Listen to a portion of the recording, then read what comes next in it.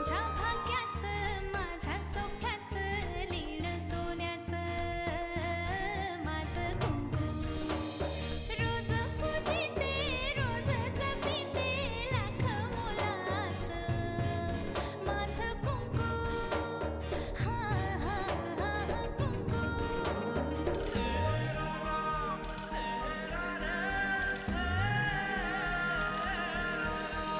मन माझे घर झाले त्याचे मोर स्वप्नांचा दारी नाचे शब्द त्याचे अमृताचे स्पर्श त्याचे चांदण्याचे त्याच्या श्वासाचे त्याच्या डोळ्याचे गुज सांगते माझं कुंकू हा हा हा कुंकू हा हा हा कुंकू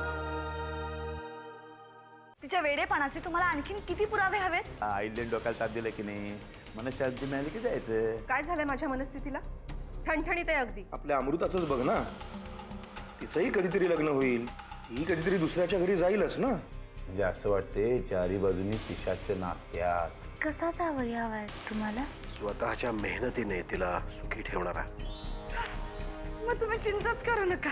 या सुमित्राला सोडून माझ्याशी लग्न करा.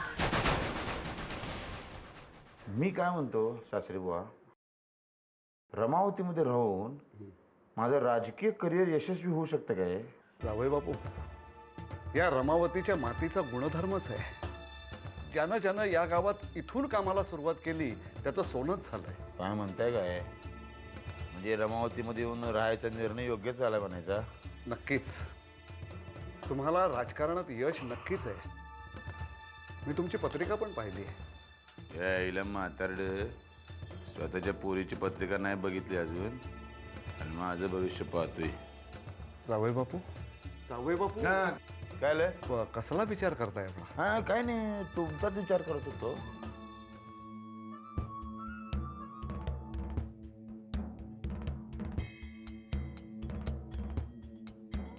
सुमे, अगं आज जा झोपायला, बरीच रात्र झाली. नको, आपण एकत्रच जाऊयात. बरं बरं, चल मी पण येतो तुझ्या बरोबर आत. चला जावई बापू. नाही नाही, आम्ही जरा विचार करत बसतो राजकारणाचा. बरं रात्रीचा विचार केला की नाही बरं असते ते, म्हणजे निवडणूक जिंकता येते हो. बरं रात्रीचा विचार करायचा राजकारणी माणसांनी. चल. निघा निघा. सावकाश जाऊन ते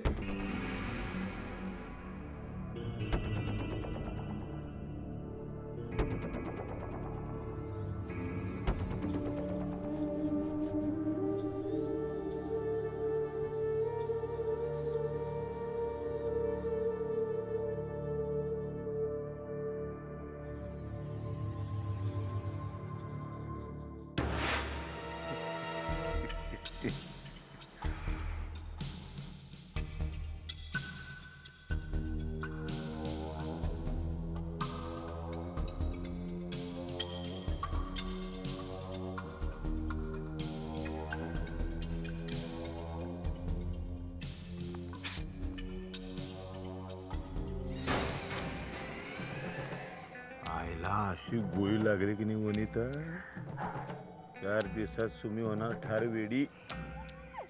कळलं काय? तुम्ही निघा आता. तुम्हाला बघितलं तर आपले 12 वाजतील. होय होय. बरं कशी आहे बाई? त्रास नाही देते हो. निघा निघा निघा निघा निघा. तुम्ही 4 दिवस कळसोस ग, नंतर तुला कायमची मुक्तीच देतो मी.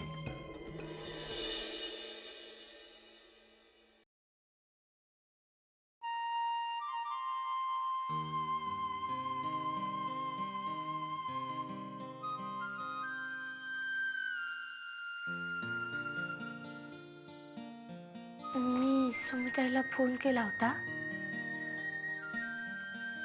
तिच्या बोलण्यावरून मला वाटलं तिला काहीतरी अडचण आहे.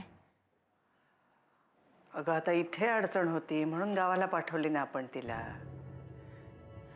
आत्याबाई, मला वाटतंय तिचा आजारपण तिच्यावर लादलं जात आहे. अगं आता परशूच्या बरोबरीने तिचे वडील आहेत तिथे तिची काळजी घ्यायला. तू का उगीच तिथे काळजी करतेस? त्याच्या बाबतीत सगळं काळजी करण्यासारखंच चालू आहे ना. माझं ऐका ना, परशुतातांबरोबर तिला एकटीला नका ठेवत. तू काय बोलतेस ते कळतंय जानकी तुला? सरळ सरळ आरोप करतेस तू परशुवर.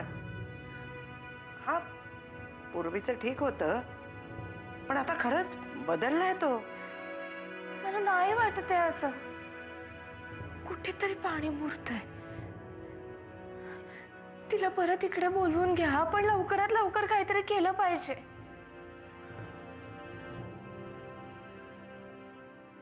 मग काय केलं पाहिजे तेही तूच सांग. तुम्ही म्हणाला होतात ना तिचे उपचार अर्धवट राहिलेत म्हणून. ते पूर्ण करण्यासाठी तिला घ्या ना परत बोलवून इकडे. तेवढं सोडून काही बोल बाई. म्हणजे अहिल्या मागे मला जेव्हा बोलली ना, तेव्हापासून कानाला खडा लावलाय मी. कोणी कुठे राहायचं ह्याच्याने त्यांनी आपापलं ठरवावं. आत्याबाई, बाकी कोणी बोललं असं तर ठीक होतं. अहो तुम्ही सुद्धा असं. जानकी, जिला 4 महिने सुद्धा आपला संसार सांभाळता आला नाही, तिने दुसऱ्याच्या संसारात पडू नये हे वाक्य परत ऐकायची ताकद नाही मला. अहो पण सुमिताईचं.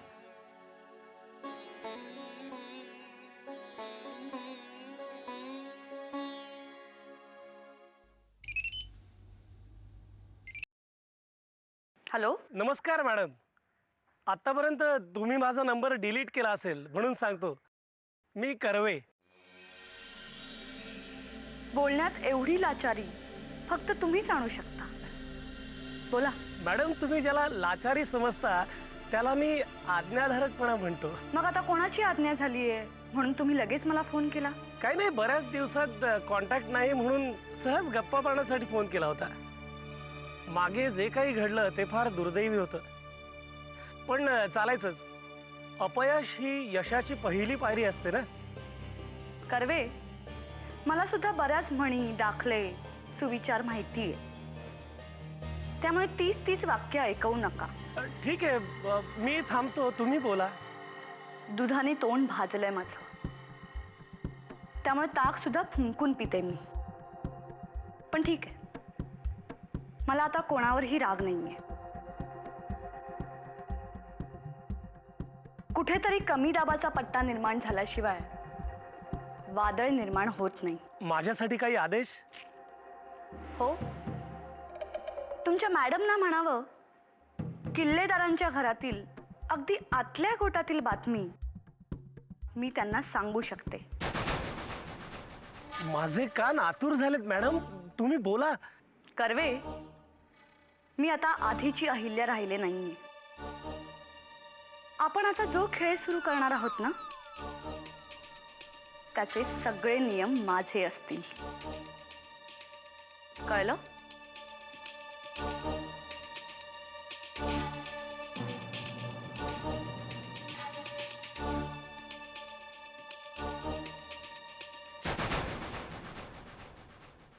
अरे सुमे, येतो मी. हा. हो बाबा. हो सासरे बुवा, कुठे निघाला तुम्ही? हा, एवढं लगबगीन चाललंय, आम्हाला ते सांगा, मदतीला येतो. काय आहे, शेजारच्या गावात महारुद्र आहे, तिकडे निघालोय. हा, रुद्र, मी येतो की मदतीला. हो, तुम्ही तिथे जाऊन काय करणार? आणि अरे काय करणार म्हणजे, आम्हाला पण 2-4 मंत्र येतात, शिवाय ते शंकराची आरती येते, म्हणून दाखव काय लावतो ते विक्राळा. येते की नाही मग? जावई बापू, अहो महारुद्र म्हणजे नुसतं आरत्या करणं नव्हे, अहो शंकराची उपासना असते ती. गावोगावचे पुजारी येतात तिथे. असं आहे. एक आयडिया आली. काय? राजकारण देतो सोडून तुमचा शागिर्द बनतो, पुजारी बनतो. अहो, नाहीतरी तुम्हाला मुलगा नाही की नाही, मीच तुमचा मुलगा. जावई मुलासारखाच असतो. अंघोळ केले. बरं आहे, मी निघतो आता. रात्री यायला थोडा उशीर होईल. सुमीची काळजी घ्या. काळजीच करू नका हो, एकुलती एक बायको आहे लाडकी. या येतो. या या सांभाळून जाओ.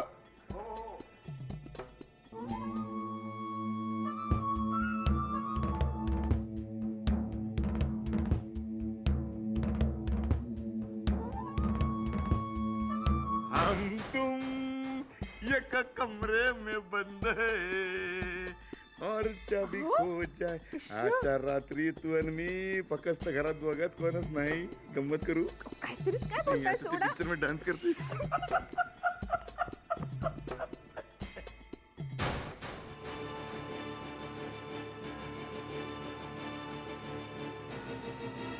आज रात्री फक्त तू आणि मी बघशील तू आजची रात्र कशी आहे ती.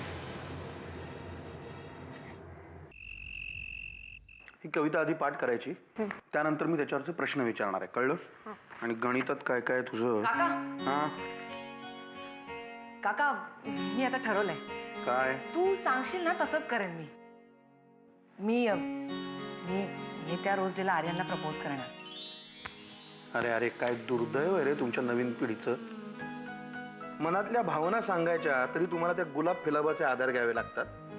का तुमच्या वेळी तुम्ही काही झेंडूची फुलं द्यायचा? तसं नाही, पण ज्यांना स्वतःवर कॉन्फिडन्स नसतो ना, स्वतःच्या प्रेमावर विश्वास नसतो, त्यांना ह्या असल्या डेज बीचची गरज लागते. आईवर प्रेम करायचंय मदर्स डे, वडिलांवर प्रेम हे सांगायचंय फादर्स डे. काय ग, आपल्या जवळच्या माणसांवर 24 तास प्रेम करता यायला हवं ना. जसं तू अहिल्या काकूवर करतोस तसं ना. अमृता, मी जवळच्या असं म्हणालोय. त्याला लवकरात लवकर भेट आणि मनामध्ये जे काही साचलंय ना ते एकदा भडभडून बोलून टाक त्याच्याशी. अरे पण तो हो म्हणणं पण महत्वाचं आहे ना. कधी कधी म्हणेल तो हो? तू विचारशील तेव्हा ना. हो. तू विचारलंच नाहीस तरी हो म्हणेल का? एके दिवशी बाईकवर मागे दुसरी कोणीतरी मुलगी घेऊन येईल आणि सांगेल तुला, हाय अमृता, मीट माय गर्लफ्रेंड. तेव्हा काय करशील? हो रे, पण मग काय करू मी? या पहिले पाडे 55. काय सांगतोय मी इतका वेळ? लवकरात लवकर त्याला प्रपोज कर. पण कसं? That I don't know. म्हणजे असं प्रपोज करणं वगैरे अनुभव नाही आहे मला. मी कोणाला प्रपोज करायच्या आतच अहिल्याशी लग्नाचं प्रपोजल दादानी माझ्या हातात ठेवलं. काय करणार? How sad. म्हणजे तू कधी प्रेमातच नाही पडलास ना? नाही ना, तेव्हाही नाही आणि आत्ताही नाही. एनिवे, हे बघ, मला जेवढं माहिती आहे येतं तेवढं मी तुला सांगतो. तेवढ्या टिप्स मी तुला देऊ शकेन. हा. मुळात आपल्याला काय बोलायचं आहे हे ठरवून घ्यायचं. हा. आणि मग ते जे काही ठरवलेलं असेल ते कसं बोलायचं आहे याची प्रॅक्टिस आरशात बघून करायची. अच्छा. ओके. तिला डायलॉग द्या की. अरे डायलॉग आहेत रे माझ्याकडे. हा मग जा आणि आरशासमोर उभी राहून बोल ना. हो पण तुमच्या समोर नाही, तुम्ही गेल्यावर. का? काय फरक पडतो? केली तर मदतच करू आम्ही तुला. चल चल. काका मी नाही प्लीज. अगं असं काय करत? काका नाही ना. ओके चल रे चल. तू तुझा अभ्यास कर, तिला तिचा अभ्यास करू दे. चल कविता पाठ करायची ना. चला.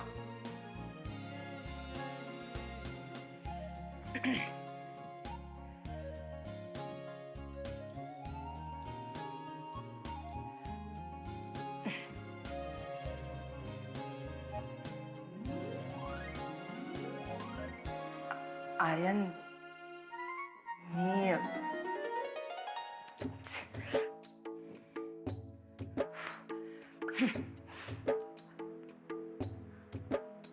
आर्यन, मला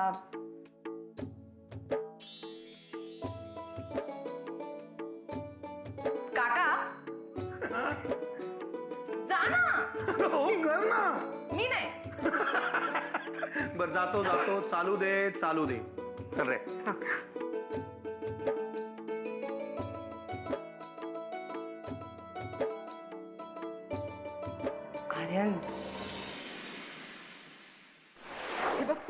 सारखा सारखा मला फोन करायची काहीच गरज नाही आहे. मी बरी आहे आणि इथे सगळं छान आहे. हां, कुणाला आणि कसं सांगू? सुमिताईने तिकडं त्या माणसाबरोबर राहणं किती धोक्याचं आहे. कारण कुणी काही म्हणाल तरी माझं मन मला धोका देणार नाही. दुसऱ्या बाजूने असंही वाटतं की मी उगाच असा संशय घेत नाहीये ना. म्हणजे खरंच परशुभाऊजी सुधारलेले असायचे आणि मी पूर्वीचेच ग्रह केलेले. चल चल चल लवकर चल लवकर चल. मला तुला एक गंमत दाखवायची आहे. कसली गंमत? अगं आपली अमृतताई आहे ना, ती उद्या तिच्या गालाला खळी पडणाऱ्या हिरोला प्रपोज करणार आहे. काय? हा ये. तुला बरं कळतं तर अशा सगळ्या बातम्या? ही काय साधी सुधी बातमी नाहीये, मग एकदम ब्रेकिंग न्यूज आहे.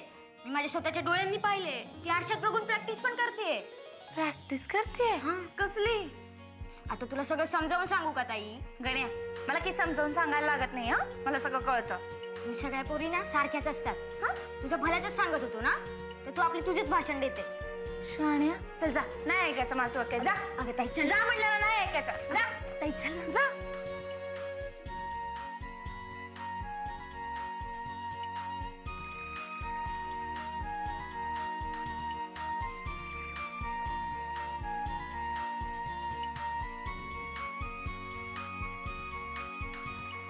कुठे गेला हा सुचिव तुझं? हाशी कुठे गेलं? ओ ओ ओ रे माझा राजा, ओ रे माझा राजा, ओ रे माझा राजा. खोकला आला, खोकला आला.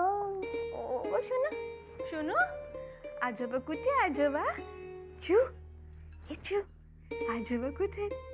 चू कुठे आली? कुठे आली? आजोबांकडे रमावतीला आलाय का पिल्लू? ओ दिशना. आणि चिवचे बाबा कुठे? बाबा, ओ बाबा, बाबांना म्हणा बाबा या या, माझी लाड लाड करा, माझ्या बरोबर खेळा. मग बाबा, ओ बोलवायचं बाबांना. बाबांची आठवण आली. हो बाबा, हो रे माझा राजा. ओ आत्ता बोलवते बाबांना, आत्ता बोलवते. थांब हा, आले हा. हो बाबा, कुठे आहात तुम्ही? चिव तू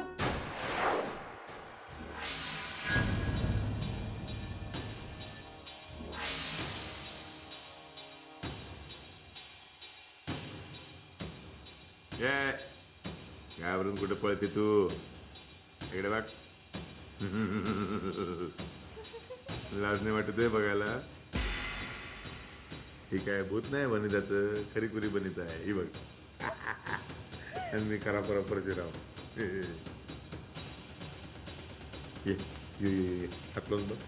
ये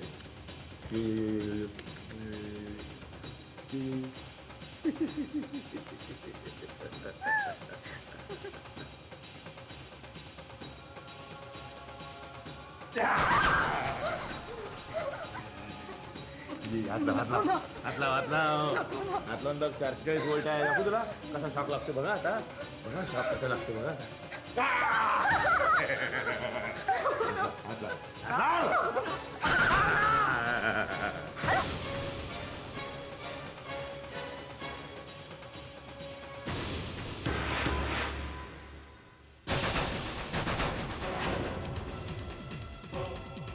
काय गे, तुला काय वाटलं सुधारलो मी? अचानक माझ्यात प्रभू रामचंद्र अवतरले? येडी का खोळी तू? पहिल्यापासून रावण होतो, रावणच राहणार. ऐकते का ग? बघतच ना आपल्याकडे. हो तिच्यात राहत. मध्ये मध्ये बोलू नको बाई, कवा पण येऊन गळा धरेल तुझा. हर वेडी बाई आहे ती. नको नको नको नको नको. आपण तिचा गळा धरायचा का?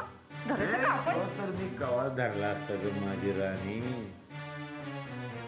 आमचा दादा मध्ये शुद्धीवर आला तर कवा संपवली असते मी.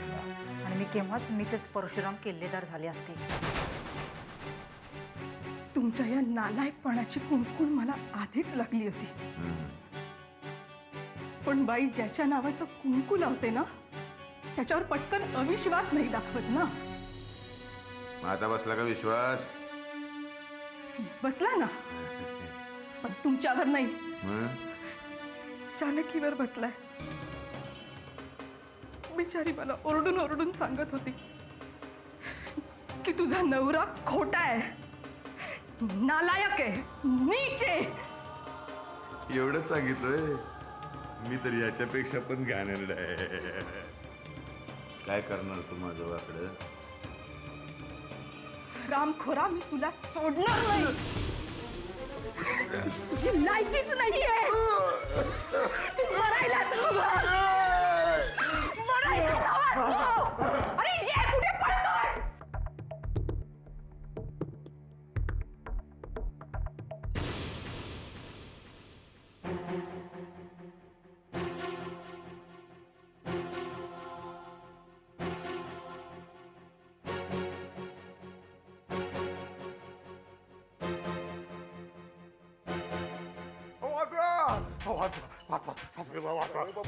तुमची पोरगी माझीवर उठली हो. बरं झालं आला. तिकडे कुठे गेला तर नाही रुद्र घालायला. ते घरात घाला. हे भूत शांत करा. दाखवतेच मी तुला आता. मानगुटीवर भूत बसतं म्हणजे कसं बसतं ते. सुमे, सुमे अगं काय तमाशा लावलाय तू? तुला वेळ तर नाही ना लागला? हो, अख्खं घर तिला वेडी म्हणत होतं. माझा विश्वास नाही, घेऊन आलो त्याला. माहिती काय? आणि इथं आलं माझ्या हल्ला करते. ती गाय दाबायला गेली मला. बाबा, या माणसावर विश्वास नका ठेवू. एक नंबरचा हरामी माणूस आहे हा. माझा खूप मोठा विश्वासघात केला या चांडाळानं. तुम्ही अगं आज सकाळी सगळं ठीक होतं आणि आता हे असं काय झालंय काय तुला? सासरी बुवा तासाभरापर्यंत नीट वागत होती. अचानक आरडाओरडा करायला लागली, मारायला लागली. हे तू बाबा, हा माणूस आणि ती वनिता दोघं मिळून मला वेळ ठरवण्याच्या मागे लागलेत. आता हिला कसं सांगू? ती वनिता मेली. तिच्या तिथेला आज मी स्वतःच्या हाताने लावून आलोय. हे एक शब्द जरी तोंडात न काढलास ना तरी जी भासडून हातात देईन, कळलंय? ती घाणेरडी बाई तुझ्या बरोबर आज होती की नाही? आता सांग, होती की नाही? अरे तू काय बोलणार रे? बाबा, तुम्ही माझ्या बरोबर आज चला. स्वतःच्या डोळ्यांनी पहा, म्हणजे तुम्हाला कळेल की मी खरं बोलते. नुसते सासरी भाऊ कशाला? अख्ख्या गावाच्या पंचायतीला घेऊन जा आणि खरं खोटं करा. जा, जा.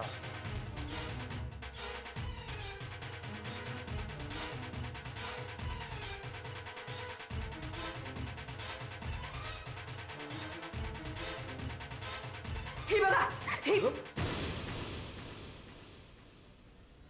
कुठे गेली? इथेच होती ती. सुमे, तुम्ही अगं शांत हो. आता एक शब्दही बोलू नकोस. बाबा, मी खरं बोलते, खोटं बोलत नाही. मी जीवची शपथ घेऊन सांगते, ती इथेच होती. ए बाई, का आपल्या सोन्यासारख्या पोरीची शपथ घेतेस तू?